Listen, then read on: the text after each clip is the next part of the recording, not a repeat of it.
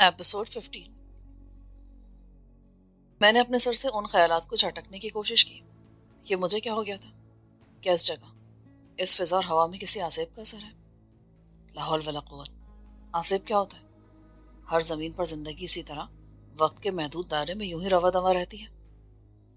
راجا نے کہا، کیا خیال ہے نواب صاحب، آگے چلیں؟ میں نے کہا، راجا صاحب، ہمارا استقبال کرنے کے لیے کوئی نہیں آیا، نہ بگل بجے، نہ کوئی گارڈ آف آنر پیش کیا گیا، نہ 21 توپوں کی سلامی۔ رعایا کہاں ہے ہماری؟ درباری کدھر گئے؟ شہناز ہمارے ساتھ بڑی مسرور سے کھڑی تھی۔ راجا، یہاں سے بتاؤ، رفیق بھائی کی جاگیر کہاں تک ہے؟ اس نے انگلی کے اشارے سے بتانا شروع کیا۔ ادھر مشرق کی طرف دیکھو، وہ ایک مسجد کا سفید مینار دکھائی دے رہا ہے نا، وہ گاؤں ہے جو اسی جاگیر کی حدود میں ہے۔ سامنے جنگل ہے، تمہیں کچھ اندازہ نہیں ہوگا، تقریباً 1 میل تک اپنا علاقہ ہے۔ ادھر مغرب کی طرف، ہاں وہ پہاڑی ہے نا، اس پر ایک درخت نظر آ رہا ہے، اب گھوم جاؤ، مزید بائیں جانب۔ شہناز کے ساتھ ساتھ میں بھی گھوم رہا تھا۔ میری نظر کچھ زیادہ اپنے آگے پیچھے اس پل تک گھوم گئی جس پر سے ہم گزر کے آئے تھے۔ پل کے ساتھ ہی وہ پہاڑی تھی جس کے گرد دریا کنہار انگریزی حرف ایس کی شکل بنا رہا تھا۔ اچانک مجھے لگا جیسے اس پہاڑی پر کوئی تھا جو بڑی تیزی سے چھپ گیا ہے۔ راجا، کیا تو نے کچھ دیکھا؟ ہاں، کوئی اوپر سے ہمیں دیکھ رہا تھا۔ دیکھ رہا تھا تو دیکھتا رہتا، ہماری نظر پڑتے ہی چھپ کیوں گیا؟ اس نے کیا اٹھا رکھا تھا؟ میں نے کہا، کیمرہ ہو سکتا ہے یا دوربین ہو سکتی ہے، بندوق بھی تو ہو سکتی ہے۔ ابے وہم میں مت پڑ، ہوگا کوئی چرواہا، وہ بھیڑ بکریاں چراتے پھرتے ہیں، ایک لاٹھی بھی رکھتے ہیں اپنے پاس۔ راجا نے لاپرواہی سے کہا۔ پہاڑی کے پیچھے نیچے جاتے ہوئے سورج کی روشنی تھی، چنانچہ اس شخص کا تاریک سایہ بہت واضح نظر آیا تھا، اور میرے ساتھ راجا نے بھی اسے تیزی سے حرکت کرتے اور غائب ہوتے دیکھا تھا۔ وہ چھلانگ مار کے پیچھے اتر گیا تھا۔ اس بات کو ہم نے زیادہ اہمیت دینا مناسب نہیں سمجھا۔ گرد و نواح کا سارا علاقہ آباد تھا۔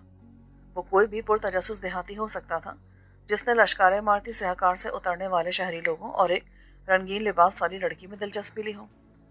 ایسا فرض کرنے کی تو کوئی وجہ نہیں کہ کوئی مسلح شخص تعاقب میں تھا اور چھپ کے نگرانی کر رہا تھا۔ قدیم حویلی تک جانے والا راستہ شاید کسی زمانے میں صاف ستھرا ہوگا۔ ممکن ہے اس کے دونوں جانب سرسبز حاشیہ ہو اور اس پر سرخ بجری بچھی رہتی ہو۔ اب اس پر خشک گھاس، پتے اور مٹی پتھر کے ڈھیر پھیلے ہوئے تھے۔ حویلی کا صدر دروازہ پرانی طرز کے محرابی کواڑوں والا تھا اور مسلسل کھلا رہنے سے جام ہو چکا تھا۔ اس پر بھی نہ رنگ و روغن تھا اور نہ پالش۔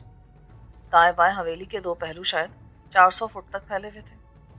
اوپر نیچے رنگین شیشوں والی محرابی کھڑکیوں کی قطار تھی۔ اوپر کی منزل کے شیشے سلامت تھے، نیچے کے زیادہ تر ٹوٹ چکے تھے اور ان کی جگہ گتا یا ٹین لگا کے پرندوں کی آمد و رفت کو روک دیا گیا تھا۔ دیواروں کا پلستر جگہ جگہ سے اکھڑ رہا تھا اور بعض درزوں میں سے نکلنے والے پودوں کو دیکھ کر غالب کا مصرع یاد آ جاتا تھا، اگ رہا ہے در و دیوار پہ سبزہ غالب۔ اتنا اندازہ اب بھی ہو جاتا تھا کہ اوپر کی منزل کا رنگ باہر سے سرخ تھا اور نیچے نیلا رنگ تھا۔ یہ بڑی عجیب سی کلر اسکیم تھی، مگر شاید اس دور میں حویلیاں ایسی ہی شناخت رکھتی ہوں گی۔ گاڑی پھاٹک سے گزری اور ایک صحن میں رک گئی۔ اب حویلی کا پورا نقشہ میرے سامنے تھا۔ اس کے 1 ایکڑ سے زیادہ کے صحن کے وسط میں ٹوٹا پھوٹا خشک تالاب تھا۔ تالاب کے بیچ میں کنول کے پھول کی شکل کا فوارہ بھی اوپر سے ٹوٹ گیا تھا۔ تالاب کے چاروں طرف کسی زمانے میں باغ ہوگا، اب جھاڑ جھنکار تھا۔ باغ کے گرد 8 فٹ چوڑی روش تھی جو برآمدے کے ساتھ ساتھ چلتی تھی۔ دائیں طرف کوئی تعمیر نہیں تھی، بس ایک دیوار تھی جس کی بلندی 12-14 فٹ ہوگی۔ ایسی ہی دیوار بائیں طرف بھی کھڑی تھی۔ دونوں دیواریں جزوی طور پر منہدم ہو چکی تھیں۔ سامنے والا حصہ چھوٹے موٹے کمروں کی قطار پر مشتمل تھا۔ اس قطار میں 15-20 کمرے تھے جن کے سامنے ایک ہی طویل برآمدہ تھا۔ یہ سمجھنا مشکل نہ تھا کہ ہمارے پیچھے کا 2 منزلہ حصہ ہی رہائش کے لیے استعمال ہوتا تھا۔ سامنے والے کمرے ملازموں کی رہائش کے لیے تھے۔ میں نے پیچھے پلٹ کر دیکھا تو پوری عمارت ایک کھنڈر جیسی دکھائی دی۔ شاید گزشتہ نصف صدی میں کسی نے اسے آباد نہیں کیا تھا، تاہم اس کے مالکوں نے اسے فراموش بھی نہیں کیا تھا۔ اس کا آخری مالک انگلستان کی سرزمین پر تنہا مفلوج پڑ رہا تھا اور پھر وہیں دفن ہو گیا تھا۔ اس نے جائیداد اور حویلی کی نگرانی کے لیے پرانے ملازموں کو یہاں رہنے دیا تھا۔ یہی وجہ تھی کہ اب تک حویلی کے دروازے اور کھڑکیوں کی جگہ خالی دیوار نظر نہیں آ رہی تھی۔ बंद हवेली के अंदर क्या था और क्या बाकी बचा था, ये कोई नहीं जानता था, और इसका अंदाज़ा मैं भी नहीं लगा सकता था। सामने वाला हिस्सा जो पहले शागिर्द पेशा कहलाता होगा, लेकिन अब उसे सर्वेंट क्वार्टर का नाम दिया जा सकता था, जो पूरी तरह आबाद था। बरामदे में चारपाइयाँ पड़ी थी, डोरियों पर कपड़े सूख रहे थे और बाहर बच्चे खेल रहे थे। मालूम नहीं वहाँ कुल कितने अफराद और ख़ानदान रहते थे। मुझे अपने सामने 8-10 मुख्तलिफ उम्र के बच्चे, 4-5 देहाती किस्म की औरतें और 4-5 मर्द नजर आ रहे थे। कार को अहाते में दाखिल होता और फिर उसमें से हमें उतरता देखकर वो सब जैसे मुंजमद हो गए थे। आहिस्ता आहिस्ता उनके खामोश तमाशाइयों की तादाद बढ़ती जा रही थी। जाहिर है वो अंदर से निकल निकल के आ रहे थे, या कहीं पिछली तरफ से। पीछे यकीनन खेत होंगे और उनकी कोठरियों के दरवाजे उधर भी निकलते होंगे, या उन्होंने निकाल लिए होंगे। गुर्बत उन सबकी हालत से आया थी। गुज़िश्ता चंद माह में यहाँ बहुत लोग आए थे जो नए मालिक या उनके नुमाइंदे थे। उनमें राजा को शायद वो पहचान भी गए होंगे। हमारे बारे में भी उनके दिल में कोई शक व शुबा नहीं होगा कि ऐसी शानदार गाड़ी में इतने एतमाद के साथ आने वाले नए मालिक के ख़ानदान वाले ही हो सकते हैं। कोई सयाह या आवारा गर्द यहाँ इस तरह दाखिल नहीं हो सकता था। चंद मिनट बाद एक शख्स आगे बढ़ा। उसकी एक बगल में बैसाखी थी, क्योंकि उसका एक पाँव पंजे के ऊपर से कटा हुआ था। वो 50-55 साल का दराज कद और तंदुरुस्त आदमी था। उसके करीब आने से पहले राजा ने बता दिया, ये अकबर खान है। गुज़िश्ता 50 बरस से इसका बाप हवेली का निगरान था, मगर वो बहुत बूढ़ा हो गया है। उसके फ़राइज़ अब अकबर खान अंजाम देता है। ये सबसे बड़ा बेटा है। जानू या जान मोहम्मद की 3 नस्लें यहाँ रहती हैं। अकबर खान इतनी देर में करीब आ गया। उसने सलाम के बाद अपना हाथ मुसाफे के लिए बढ़ाया तो मुझे उसकी मजबूत गिरफ्त में गर्मजोशी का खुलूस महसूस हुआ। रिटायर्ड नायब सूबेदार अकबर खान जनाब, उसने अपना तारुफ कराते हुए कहा। आप तो पहले भी आए थे राजा साहब, आप गालिबन वकील हैं। नहीं, उनका नाम बशारत फारूकी था। ये इस जगह के नए मालिक हैं, रफ़ीक अहमद। ये लंदन से आए हैं। अकबर खान की नज़रें एहतराम आमेज अंदाज में मुझ पर जम गई। उसने दोबारा मुझसे हाथ मिलाया। आपका बड़ा इंतज़ार था सर, मैं सबकी तरफ से आपको खुशामदीद कहता हूँ। Thank you Akbar Khan. तुम्हारे वालिद कहाँ हैं? उन पर फालिज का असर है, उठ नहीं सकते, मगर सबसे ज़्यादा वही आपसे मुलाकात के लिए बेचैन थे। मैं खुद जाके उनसे मिल लेता हूँ, चलो। अकबर खान पलटा। वो रोज़ मुझसे पूछते थे कि रफ़ीक साहब आए। जब से उन्हें मालूम हुआ था कि लंदन में मालिकों ने सब कुछ आपके हवाले कर दिया है, तो वो आपकी वापसी की दुआएं मांगते थे। उनकी ख्वाहिश थी कि इस फ़र्ज़ से सुबुकदोश हो जाएं। कौन सा फ़र्ज़? यही, इस जगह की हिफाजत का। वो कहते थे कि ये बड़ी जिम्मेदारी है। वो बैसाखी के सहारे चलता गया। अकबर खान, तुम्हारी टांग को क्या हुआ? टांग शहीद हो गई सर। सन 71 की जंग में मैंने टांग उड़ा के एक भारतीय टैंक को गिराने की कोशिश की थी। आइए सर, इधर से आइए। बरामदे में अब कम से कम 20 अफराद जमा हो चुके थे। उनमें आधे बच्चे थे। औरतों में एक बूढ़ी थी, 2 अधेड़ उम्र की थी और 2 जवान। उनमें से एक 16-17 साल की लड़की थी। मर्दों में भी एक लड़का 18-19 साल का था। यकीनन ये जान मोहम्मद की दूसरी और तीसरी नस्ल के लोग थे। अकबर खान मुझे एक तारीक कमरे में ले गया, जहाँ चारपाई पर एक हड्डियों का ढांचा पड़ा था। उसके सर, दाढ़ी और पलकों के बाल तक सफ़ेद हो गए थे। मेरी नज़रें तारीकी में देखने की आदी हुई तो मैंने चारपाई की पट्टी पर बैठकर उसका हाथ थाम लिया। वो फरते जज्बात से कांप रहा था और उसकी बूढ़ी आंखों से आंसू बह रहे थे। आप आप आ गए मालिक, बड़ा अच्छा किया। मैं आपकी अमानत आपके हवाले किए बगैर नहीं मरना चाहता था। लंदन वाले मालिक बहुत पहले आए थे, अकील अहमद, 10 साल पहले। 10 साल पहले नहीं बाबा, वो भी 2 साल पहले आए थे। अकबर खान ने फौरन मदाखलत की। जान मोहम्मद ने कहा, 2 साल? अच्छा। अकबर ने कहा, जानू बाबा का दिमाग अब कंफ्यूज हो जाता है, इधर की बातें उधर कर देता है। मालिक पहले 8-10 साल में चक्कर लगाते थे। यानी वो बिल्कुल लाताल्लुक नहीं थे, आते जाते रहते थे। पर वो तो मफलूज थे। मैंने हैरानी से कहा, वो व्हीलचेयर पर आते थे, इलाके के जिम्मेदार लोगों से मिलते थे। यहाँ के पटवारी और तहसीलदार उन्हें जानते थे। मेरा ख्याल है वो उन्हें इतना दे जाते थे कि वो बाद में हेरा फेरी ना करें। ज़मीन के बारे में हिदायत देते थे और हवेली का जायज़ा लेते थे कि कोई चीज़ इधर से उधर तो नहीं हुई। मेरी हैरत बढ़ती जा रही थी। हवेली में क्या था? सब कुछ है सर। सारे कमरों में ताले लगे हुए हैं। जब मालिक आते थे तो सफाई होती थी, वरना कमरे बंद रहते थे। सारी चाबियां बाबा के पास हैं। जान मोहम्मद ने कहा, जा अपनी माँ से सारी चाबियां ले आ। अकबर खान बाहर गया और कुछ देर बाद लौटा तो उसके हाथ में 10-12 चाबियों का गुच्छा था जो उसने अपने बाप को दे दिया। जान मोहम्मद ने वो चाबियां मुझे थमा दी। मालिक, मेरा फर्ज पूरा हुआ। मेरी पैदाइश इसी हवेली में हुई थी। अब मेरी उम्र 70 साल है या शायद कुछ ऊपर। अकबर ने मेरे कान में कहा, 85 साल। आज तक जो कुछ मालिकों ने अपनी मर्जी से दिया, उसके अलावा हमने एक तिनका नहीं लिया। आप देख लोगे। बाबा, मैं आपका एहसानमंद हूँ, मैंने कहा। आखिरी बार जब मालिक आए थे तो उन्होंने कहा था कि जान मोहम्मद, नए मालिक आने वाले हैं, उन्हें सब बता देना। उनका नाम रफीक अहमद है। मैं बहुत चंका रह गया। उन्होंने ऐसा कहा था 2 साल पहले? हाँ, अकबर कहता है 2 साल तो 2 ही हुए होंगे। मुझे तो 10 याद पड़ता है। ये जमीन हमें मालिक ने ही दी थी काश्त के लिए। कहते थे इस पर जो चाहो उगाओ, खाओ, बाजार में बेचो, पैदावार सब तुम्हारी होगी। ये रहने की जगह भी शुरू से है। मैंने उठते हुए कहा, जानू बाबा, इंशाल्लाह सब वैसा ही रहेगा। इसके अलावा भी बहुत कुछ करूंगा मैं। तुम्हारा हक इससे कहीं ज्यादा है, लेकिन अब तुम आराम करो। तुम्हारी जिम्मेदारी मैं तुम्हारे बेटे के सुपुर्द कर रहा हूँ। मैंने चाबियां अकबर खान के हाथ पे रख दी। आपकी बड़ी मेहरबानी है सर। अकबर खान जज्बाती हो गया। आने वाले वक्त में हमारे ताल्लुकात ज्यादा अच्छे होंगे। मुझे यहाँ बहुत कुछ करना है और इसमें मुझे तुम्हारी मदद की जरूरत है। कभी खुद को मुलाजिम मत समझना। तुम मेरे साथी और दोस्त हो। तुमने मेरे लिए मेरी अदम मौजूदगी में और मुझे जाने बगैर बहुत कुछ किया। अब मेरी बारी है। मुझे तुम्हारे लिए बहुत ज्यादा करना है। आओ अब चले। रात से पहले हमें क़याम की जगह बनानी है। मेरे साथ इंतजार कर रहे होंगे। अकबर खान बैसाखी पर खट खट करता मेरे साथ चल पड़ा। मेरे लिए कुछ इंकशाफात इंतहाई हैरत अंगेज थे। एक ये कि हवेली महज से खाली खंडर नहीं है, उस पर मेरे आबा और अजदाद के वक्त की सारी निशानियां मौजूद हैं। दूसरे कि लंदन में मुझे बुलाने से बहुत पहले ही अकील अहमद ने तय कर लिया था कि उनका वारिस रफ़ीक अहमद होगा। ये फैसला उन्होंने कब और किस बुनियाद पर किया, मैं जितना उसके बारे में सोचता था उतनी ही मेरी उलझन बढ़ती जाती थी।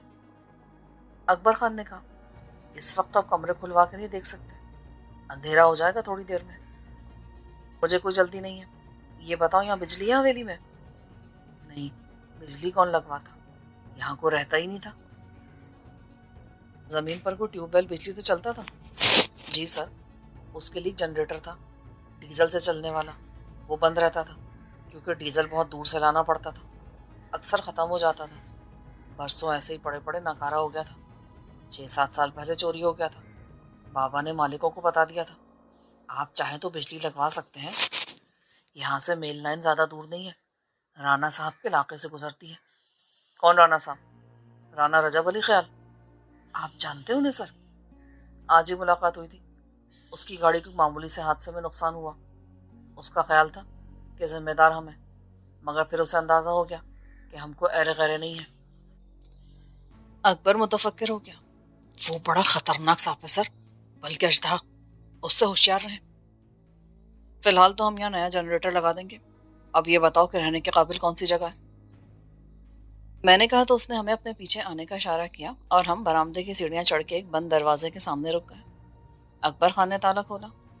अंदर अभी से अंधेरा था, मगर अकबर खान ने कहा कि रोशनी का इंतजाम हो जाएगा।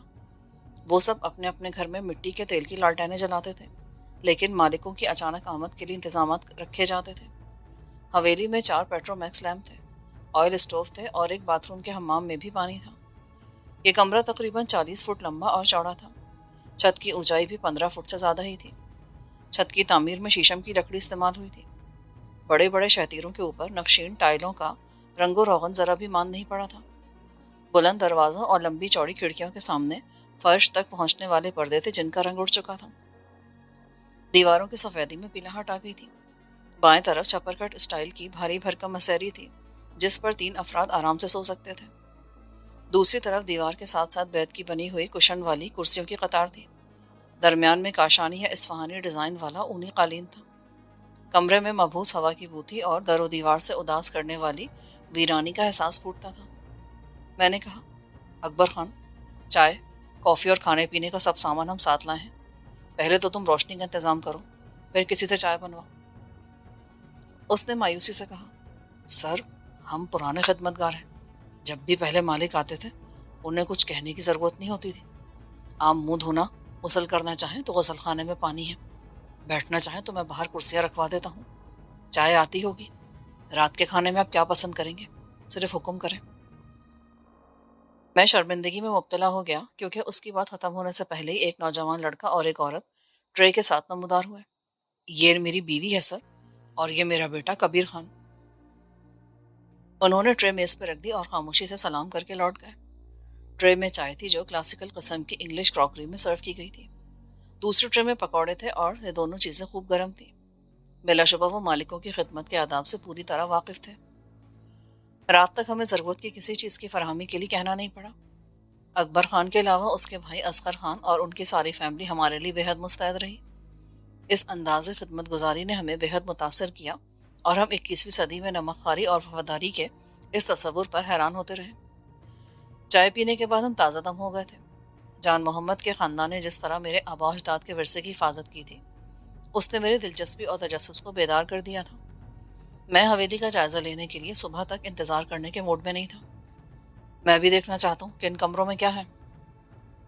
राजा बोला, कमाल है यार, उन्होंने मुझे या बशारत फारूकी को कुछ नहीं बताया था। क्यों बताते? वो जानते थे कि तुम मालिक नहीं हो। उन्हें तो मालिक का नाम भी मालूम था। शहनाज बोली।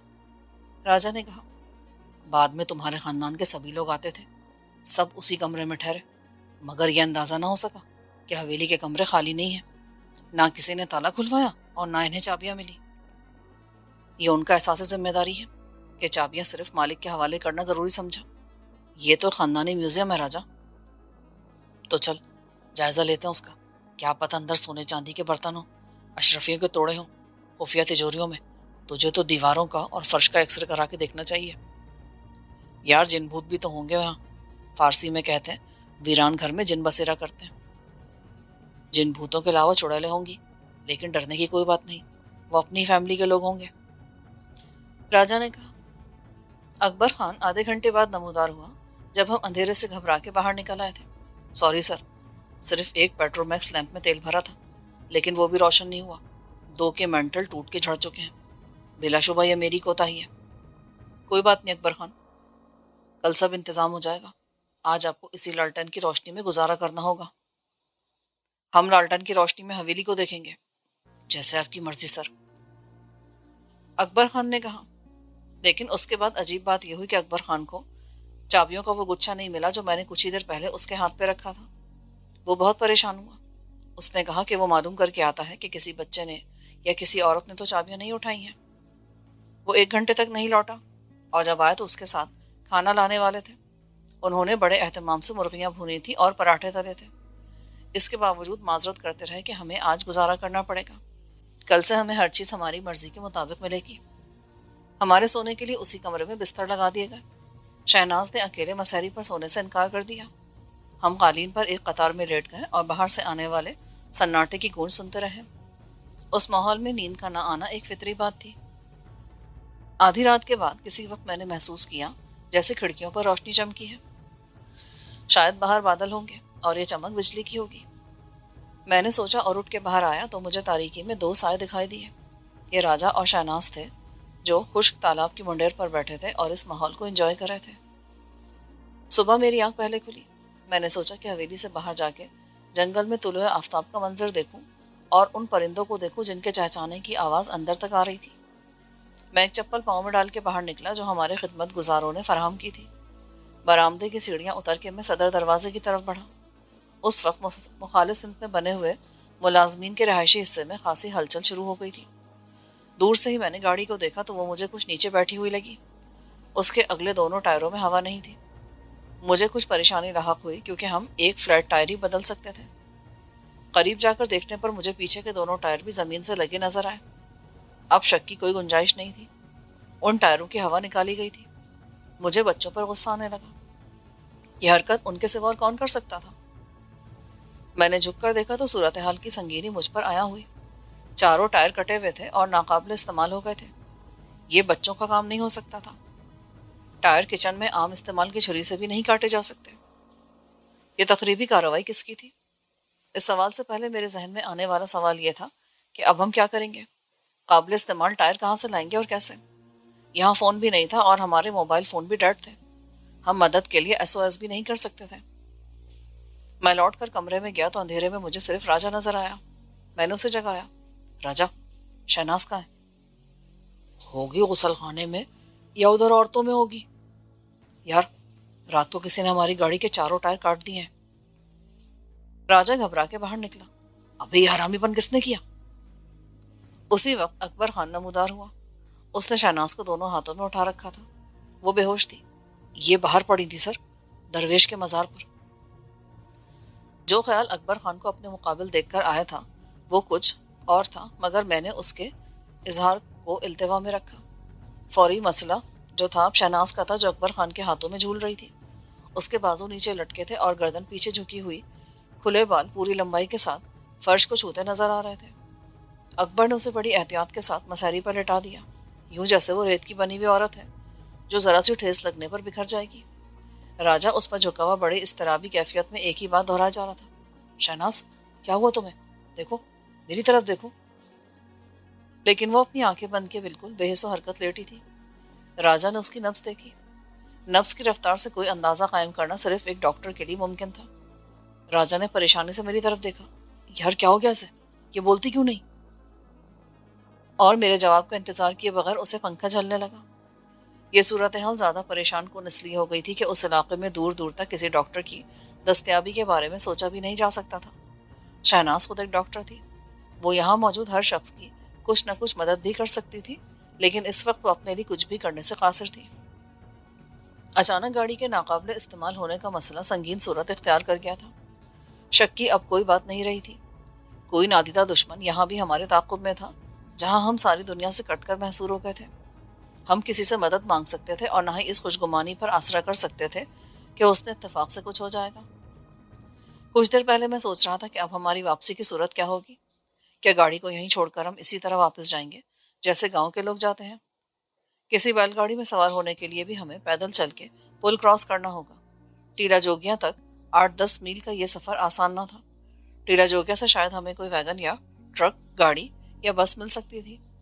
وہاں سے ہم فون بھی کر سکتے تھے اور کسی میکینک کو صد بدائی بھیج سکتے تھے جو ہماری گاڑی کے چاروں ٹائر کھول کے شہر لے جا کے انہیں تبدیل کروا کے واپس صد بدائی پہنچ کے گاڑی میں لگائے اور گاڑی کو ہم تک پہنچائے۔ پر اب مسئلہ زیادہ سنگین ہو گیا تھا۔ شہناز کو فوری طبی امداد کی ضرورت تھی۔ اس کی بے ہوشی سے کچھ اندازہ نہیں ہوتا تھا کہ اس کی وجہ کیا ہے۔ وہ اگر جلد ہوش میں نہ آئی تو اس ویرانے میں کیا ہوگا جہاں ڈاکٹر ہے نہ اسپتال۔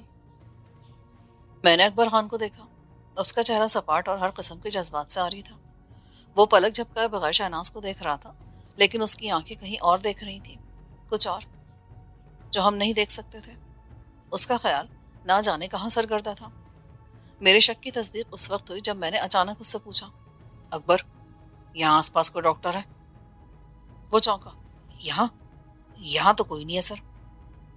کوئی بیمار ہو جائے تو کیا کرتے ہو؟ وہ سوچ کے بولا، یہ تو بیماری پر ہے جی، معمولی بیماری ہو تو خود ہی دوا دارو کر لیتے ہیں۔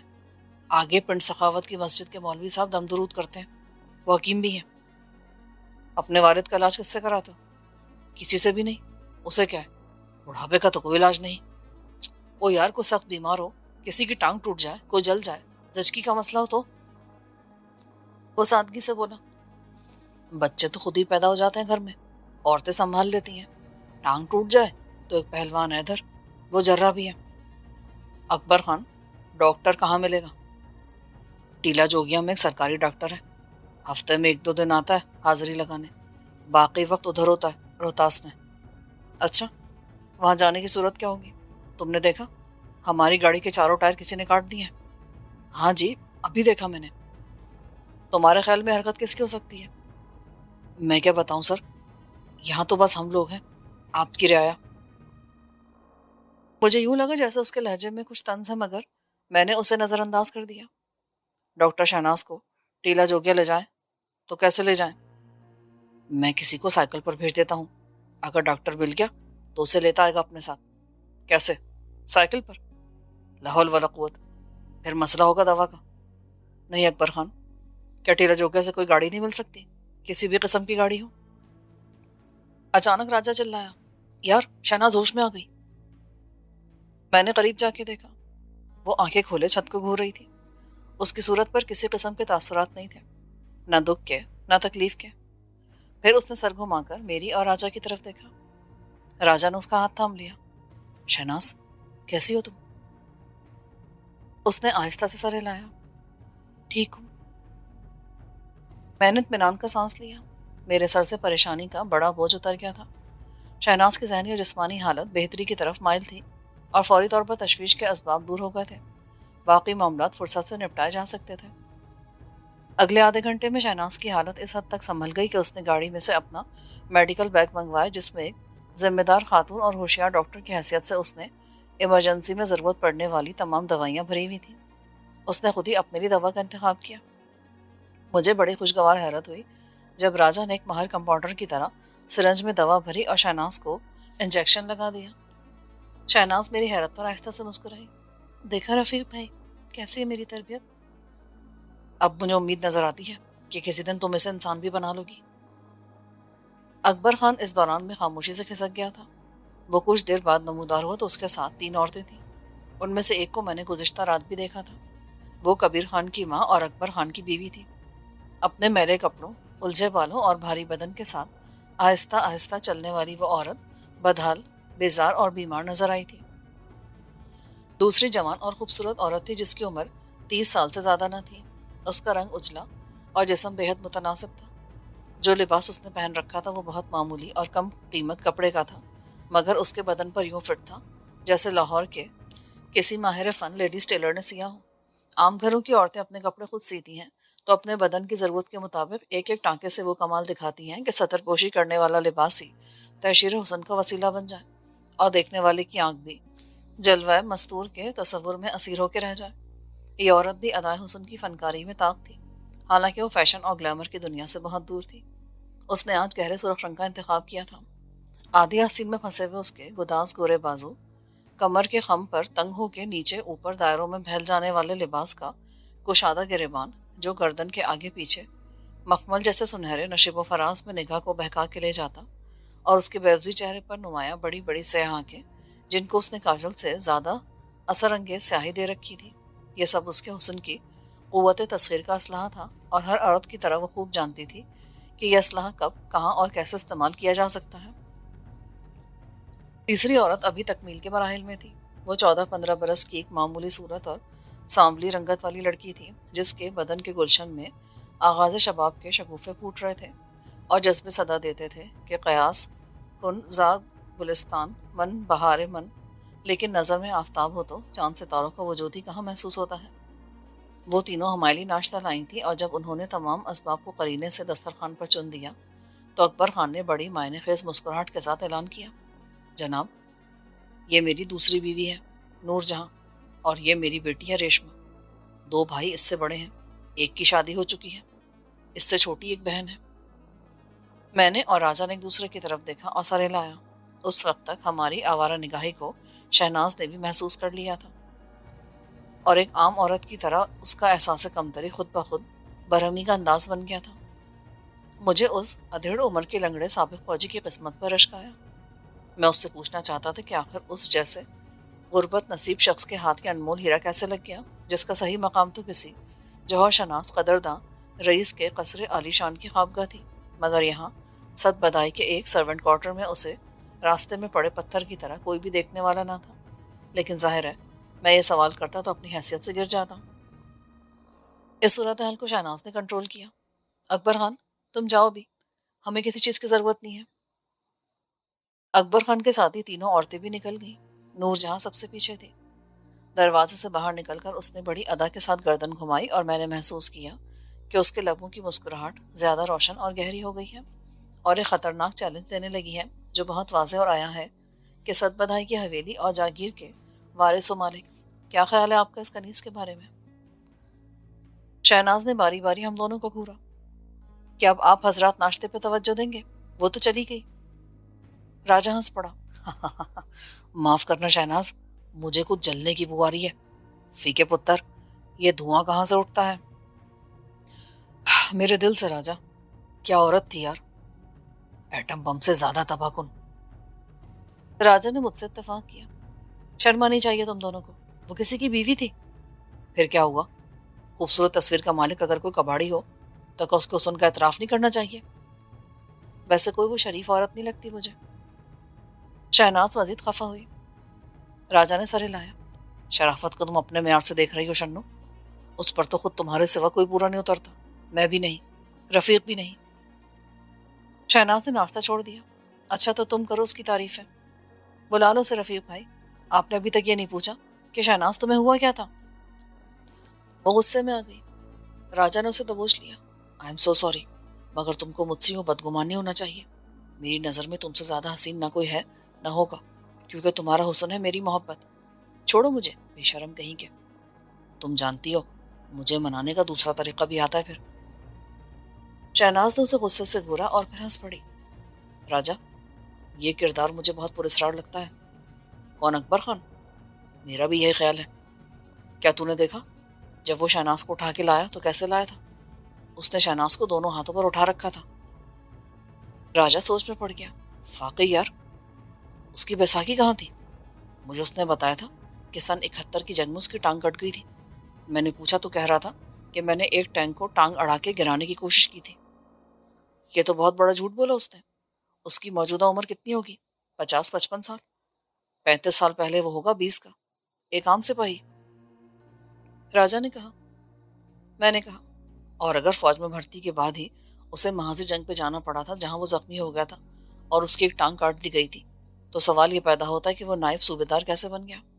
عام طور پر ایک سپاہی کو جونیئر کمیشن آفیسر کے عہدے تک پہنچنے کے لیے 20-25 سال درکار ہوتے ہیں. صوبیدار کے عہدے پر ان کی ریٹائرمنٹ ہو جاتی ہے. تاہم کچھ خوش قسمت ایسے ہوتے ہیں جن کو اعلیٰ کارکردگی کے انعام میں اعزازی طور پر کمیشن دے دیا جاتا ہے. وہ ریٹائرمنٹ کے بعد خود کو اعزازی لیفٹیننٹ یا کیپٹن لکھتے ہیں. اکبر خان کو ایک ٹانگ کٹ جانے کے بعد فوج سے ریٹائر کر دیا ہو گیا.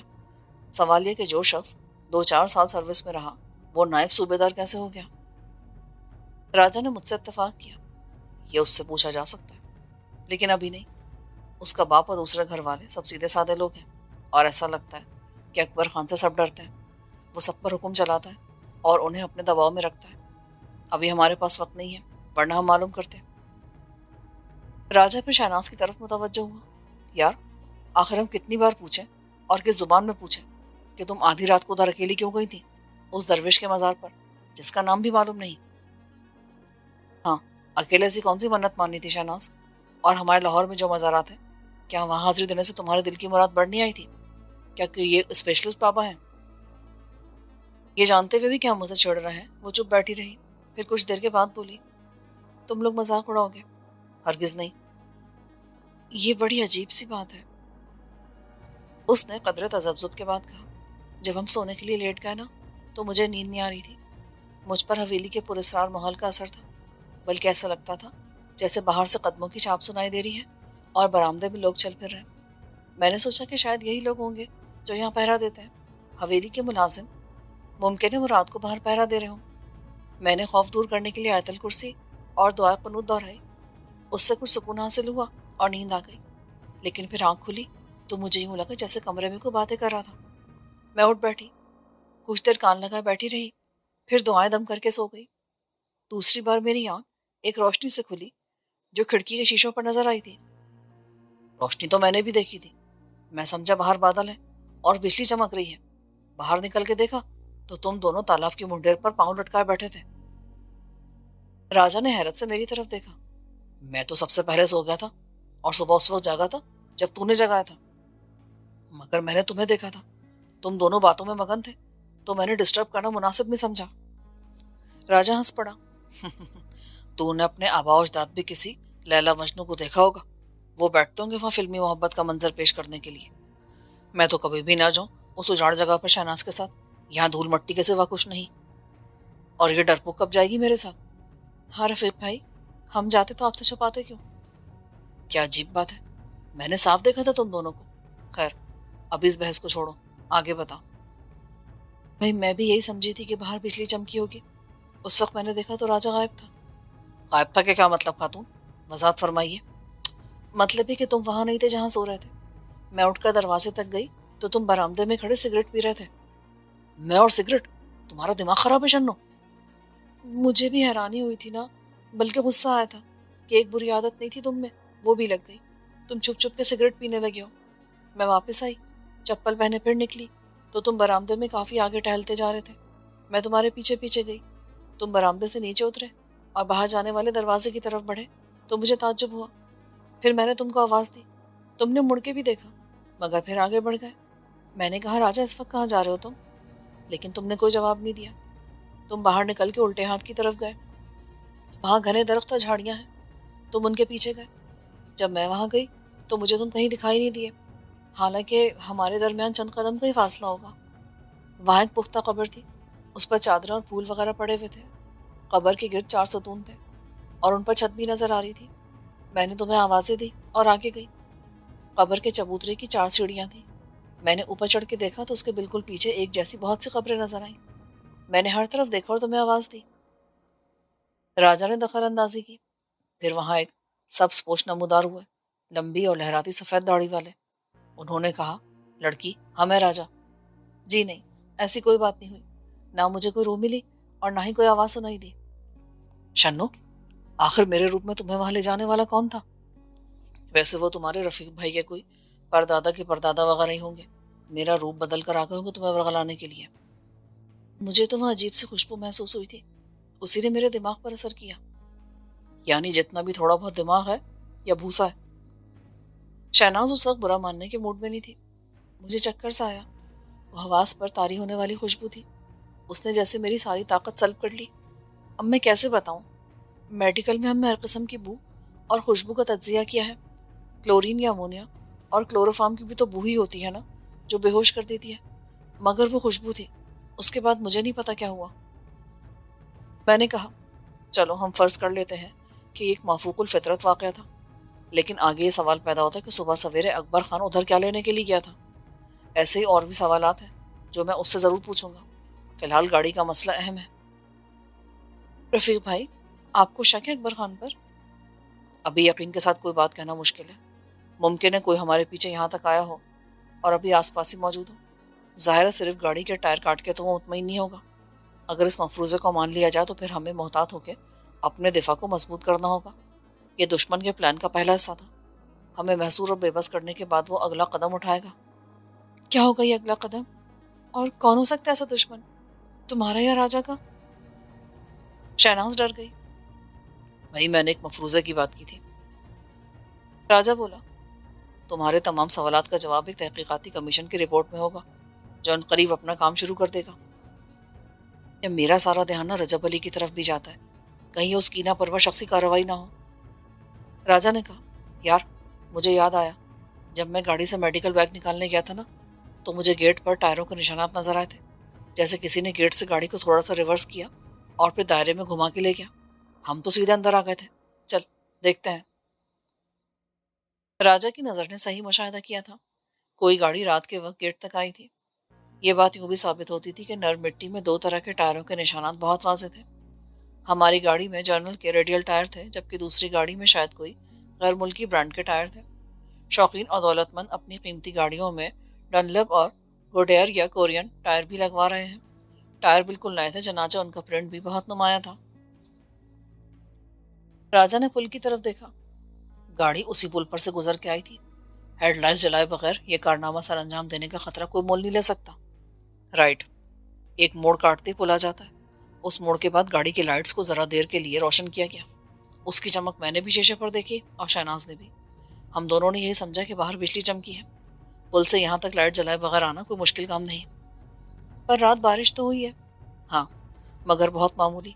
اگر زمین نم نہ ہوتی تو ٹائروں کے نشانات کا فرق اتنا نمایاں نہ ہوتا۔ تو دیکھ، یہاں کی زمین کچھ سخت اور پتھریلی ہے، ہماری گاڑی کے نشان غور سے دیکھے بنا نظر نہیں آتے۔ اس کے علاوہ میری جاسوسی حس یہ بھی بتاتی ہے کہ وہ بڑی گاڑی تھی۔ ٹائروں کا دائرہ دیکھ کر اندازہ ہو جاتا ہے۔ میں نے کہا، یہ رجب علی خود کو بڑا خاندانی ظاہر کر رہا تھا، مگر ہے بہت کمینہ اور چھوٹا۔ صرف ٹائر کاٹ کے اس کے دل کو تسلی ہو گئی۔ ہو سکتا ہے یہ سب کچھ خود رجب علی نے نہ کیا ہو، اس کے چمچے بھی تو ہوں گے یار۔ کسی شاہ سے زیادہ شاہ کے وفادار نے کہا ہوگا کہ نئے شہری دولت مندوں کا دماغ درست کرنا ضروری ہے، جو خاندانی رئیسوں کی آنکھوں میں آنکھیں ڈال کر بات کرتے ہیں۔ تو نے اس کے ڈرائیور کا جارحانہ موڈ دیکھا تھا نا؟ وہ ایسا ظاہر کر رہا تھا جیسے ہمیں گولیوں سے بھون کے رکھ دے گا۔ میں نے کہا، ایک ڈرائیور کی اتنی جرأت نہیں ہو سکتی کہ اپنے مالک کی مرضی کے بغیر اس قسم کی کارروائی کر سکے۔ اگر وہ پکڑا جاتا تو کیا بات رجب علی تک نہ جاتی؟ وہ خود بھی ہمارے رویے پر برہم تھا۔ یہ ہو سکتا ہے کہ کسی مشیر نے سزا تجویز کی ہو اور اس نے منظوری دے دی ہو کہ چلو انہیں تھوڑا سا سبق سکھا دو، مگر خبردار کوئی پکڑا گیا تو میں ان کے سامنے 10 جوتے اضافی لگاؤں گا۔ چل دفع کر اسے، یہ بتا آپ کیا کریں؟ راجا نے کہا، ہم سب ٹیلا جوگیاں تک معاش نہیں کر سکتے، ہم سب میں سے ایک جائے گا، اور ایک کا مطلب ہے میں۔ راجا نے ٹھنڈی سانس لی۔ عقل مند کو اشارہ کافی ہوتا ہے۔ راجا نے شکایتی نظروں سے شہناز کو دیکھا۔ تم میرا دل رکھنے کے لیے تو کہہ سکتی ہو کہ تمہارے سنگ میں بھی چلوں گی پیا۔ میں تو یہ پورا گانا گا سکتی ہوں، مگر جاؤں گی نہیں۔ مجھے پیدل چلنے کی عادت بالکل نہیں ہے۔ اگر سواری مل جائے، اکبر خان کی فیملی کے پاس سائیکل ضرور ہوگی، میں تمہیں بٹھا کے لے جا سکتا ہوں۔ میں نے کہا، ٹیلا جوگیا میں فون ہوگا، ممکن ہے کوئی گاڑی بھی مل جائے۔ قریب ترین شہر جہلم ہے، وہاں سے تجھے 3 ٹائر خرید کے لانے ہوں گے، ٹیوب اور اسٹرین کے ساتھ۔ چوتھا ہمارے پاس ہے۔ آنے جانے میں تجھے 4-5 گھنٹے ضرور لگ جائیں گے، اور 10,000 بھی خرچ ہوں گے۔ تو میرا ATM کارڈ لے جا۔ کارڈ میرے پاس بھی ہے، پیسوں کا کوئی مسئلہ نہیں۔ راجا نے جواب دیا،